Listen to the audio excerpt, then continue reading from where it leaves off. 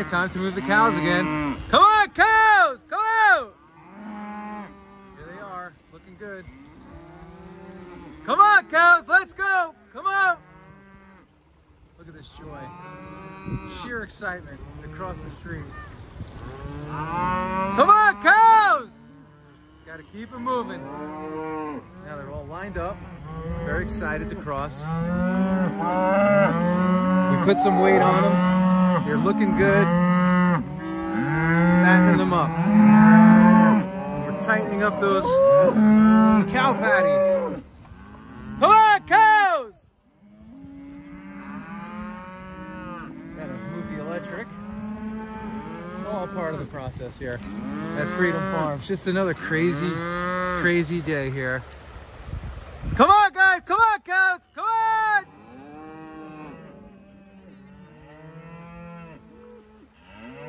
You gotta wait for them to. We wait for them to all gather, so no cow is left behind. This one here is a little bit skinny. Got some dairy in it, mixed with beef. So this gives us a chance to look at everybody. Come on, cows! Well, they're doing good outside, these little guys. We feel terrible that the big ones are pushing them around, but I guess that's the way it works in the wild. Maybe in real life too. So you gotta hold your ground, but we hate that they're sleeping out here when they can sleep under there. But they'll get bigger and they'll get tougher, and they'll fight for their rights to get underneath the awning over there. So they're doing good. But these pigs right here are about five. They're probably about 12 weeks old now. So they take a little while to get to this size, and then from there they just start getting bigger and bigger and bigger pretty quickly. So, and their genetics will determine how big they get. So we're expecting them to become a pretty good size. And for us, we butcher our hogs at 300 pounds. We try not to send them in too light. Better to be bigger than smaller. So they're doing good. They got some time here to grow, and we like them at this phase. They're nice and cute. Oh, look at this pasture. I'm trying to get these ones in the back. Come on, cows, let's go! Come on, now! Come on, cows! Come on, cows! Here they go. Come on, cows! Here they come. Here they come. Come on, cows! Come on, cows! No. Come on, cows! This one, look at her. Trying to get any blade of grass they can get till they get electrocuted on that tongue. You don't want to be left behind. Come on, cows! Let's go! Come on now! Come on! Come on, cows! And they're coming. They're coming. They're coming. Here come the cows. I think we pretty much got all of them. We got a straggling calf over there. Come on, cows! All right, I gotta go.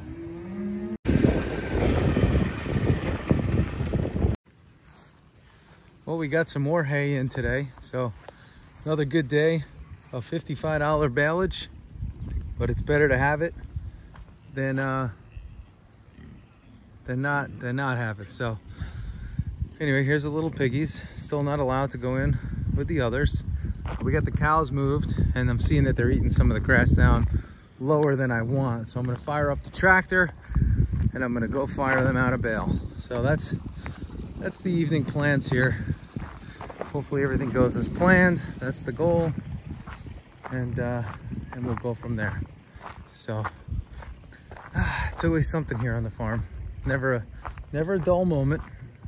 always some animal to tend to. And unfortunately, we had that pig the other day that I showed everybody that was having an issue with her piglets. We decided not to put her down, but this morning, she ended up putting herself down, so she didn't make it overnight. So we had to deal with that whole situation, and it was horrible because sometimes, you know, it's not their fault. It's just sometimes, you know, there's issues with birthing, and that's the deal. The hard part is you call the vet and you pay all this money to have a vet come and do their thing, and every time we call them, they say the same thing. Well, your options are, you could either, you know, try this, which probably won't work. This is what they say. Or you can, you know, put her down. So like, you're always left with these two options after you already pay for the vet. And it makes it challenging because A, you don't want to put the animal down. That's not what you want to do, but you don't want the animal to suffer. So we're always caught in this situation here at Freedom Farms, just like every farmer. I guess the ones that care, which I think a lot of them do. So it's puts you in a situation. So the other thing is that I deal with around here that I think I should share, because it's a big lesson for life, is people that say one thing and do something else. You know, they promise one thing and then they switch the plan on you, which is never fun. So we deal with that often, like everybody else. You know, people promise you things. We're gonna do this. You can cut my hay, and you know it'll be great. And then all of a sudden, someone else is cutting the hay. So it's all those kind of things. They still happen out here in God's country, contrary to what most think. But you just got to keep going and keep pushing, and always be a person of your word. That's the most important thing. The only word that you can control is your own. So make sure you do and control it well. Do what you say. That's the most important thing. Do what you say. And if you do, you'll have a few more friends. So anyway, just do what you say. It's a good idea. But anyway, let me get going here and jump on this tractor and get these cows some fresh hay bombs. Here's the duckies. So the hay is blocking the barn, so I got to go all the way up there to get some dry bales. So we're gonna burn some diesel here, just a little extra, not too much extra, but it's all good. It's all part of it. Nice pond. It's interesting, you know, it's August right now, but up here you could already feel a little bit of that fall chill, just a little bit. We don't want too much, but you could feel some of that fall chill coming in, and we're not ready for that. Nothing better than some good warm summer weather. Nothing like, for me, farming in shorts. That's the preferred attire. So anyway, for you farmers down south, enjoy it, enjoy it, enjoy it. Because it's tough conditions farming in the cold. Especially in this area, it only gets colder and colder and colder. Man, they ate this down pretty good, this pasture, way, way more than we wanted. They were probably out here for a day extra. So we gotta hope that we get doused with some rain and pounded with some sun to get this thing right again. So anyway, let's see what we got. Time to go get some hay. All right, there she is. One hay bomb loaded and ready to go. So we're just looking for some dry matter here for them. They're getting the nutrients, higher nutrient value off of the ground, so that's good. But again, we've been having good luck binding them up with this dry hay. So this was a bale we got earlier in the year. It was wrapped a little bit wet. Probably could have been baleage, but I said, listen, let's just, I know it's gonna perish pretty quickly, but let's use it for some summer feeding, and that's what we're doing now. So it's been working good. We fired them a couple of those, so all good, all good, all good. So anyway, we're gonna take this out to the cows, and they're gonna be very happy for it. So all good. All right, well, here they are. I just manually unrolled one of these bales, so They are freaking loving it. They're all spread out, and they'll be dropping some action all over the ground, which is good. I gotta tell you, what's amazing is that bale has been sitting out for probably, man, probably a good month and a half now. And it was warm, man. It was warm inside. So you got to be careful, folks, what you put in your barn. That's for sure. Be careful what you put in your barn, because what looks dry is not always dry. So you can go on Amazon and you can buy a moisture tester. This bale we left outside, so I wasn't worried about it. But you know, for people that just toss things into their barn, you better be careful, because there's a lot of heat in this hay. Like I can still feel heat here in this hay here. So I can still feel that heat. By the way, look at that cow, 13. Looking pretty good right there. Not so good on the top, but from the side looked a little better. But anyway, the cows are starting to fill in pretty good here. Still got that dairy cow I got to get rid of. And God, you got to go on the hay of all the places you can go. But I got to tell you, I'm happy how that's dropping out of her, because it was like a green smoothie running out of their rear not too long ago. But look at this gorgeous number 33. Beautiful bred cow. Gorgeous. That's what we're looking for. The shorter legs, stocky barrel. So the other thing too about coming out here and feeding the bales, that's our dairy cow that we inherited that I still haven't gotten rid of. I don't know, I guess I like feeding poor performing animals.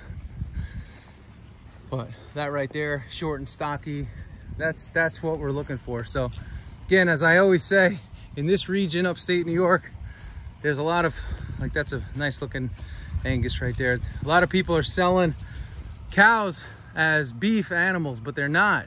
They cross them with a lot of dairy. So in this region, we got to be really careful. So that's why for us, you know, you do see a lot of those long legs that make their way around this region, and that's that dairy coming out. So for us, we are looking for that short and stocky sort of barrel on peg legs, and that's what we're going to be working to bring onto the farm and breed onto the farm. So these animals that are a bit taller are going to be heading out. That's Blind. He's going to be heading to the butcher this fall. But yeah, it's just a constant analysis of the animals. I had a group come up here a couple of weeks ago, and the one thing they said, hey, you know, it's amazing how we're strangers and we can get so close to your cows without getting them crazy. And I said, you know, that the reason for that is because we're out here every day with them. So like the little calves get a little spooked, but ultimately, for the most part, nobody's going to turn on you. Nobody's going to be unfriendly to you. Nobody's going to charge at you. So it's a good group. We got a good bunch here of cows, and they're well behaved. And if they're not, they wouldn't be here. But again, the bodies have really filled in. Look at that body right there. So they're filling in good. This was such a good call. I'm so glad we met some of the farmers we met, and we're able to talk to them about supplementing with some dry hay in the summer. It's just something that you don't want to do. And for us, we just weren't thinking about it. But now we've been firing about 1 dry bale a day, and it's going good. At the end of the day, what's it really going to cost us? You know, the cost would be greater to not do it. And you see so many animals today that are not well taken care of by their owners because they're cheap or they can't afford it. So my suggestion is always reduce your herd size so that you can do the best you can possibly do by your animals. And if you can't do the best by them, get rid of them, because they're not going to give back to you. You're better off with, you know, 3 to 5 high performing animals than 50 that are moderate performance. So I'm real happy with how everybody's doing out here. There's the pigs, some butcher hogs that are ready to go. We're gonna get back in here and we're gonna shut it down. So anyway, a good night out on the ranch, seeing everybody. We took a day off yesterday, which was good. So needed, so tired. But tomorrow we'll be packing boxes and getting orders out to people for Labor Day and taking care of our customers. So if you need any meat, reach out. We do ship nationwide. Our main area is the East Coast, but you know, reach out. WeAreFreedomFarms.com. If you need anything, we have a few Thanksgiving turkeys left as well, if you want to put a deposit down and you're in the New York area. And as always, if you're near the farm, reach out. If we're in town, we'll do the best to see you. And that's all I got for you. So I'm going to take it in tonight. Have a great day. Have a great night. Have a great life. And we'll talk to everybody soon. If you like the videos, give us a thumbs up, give us a like, and give us a subscribe, and we'll do our best to keep them coming and bring you out to the farm. So thanks for hanging with us. We'll see you guys soon. Bye.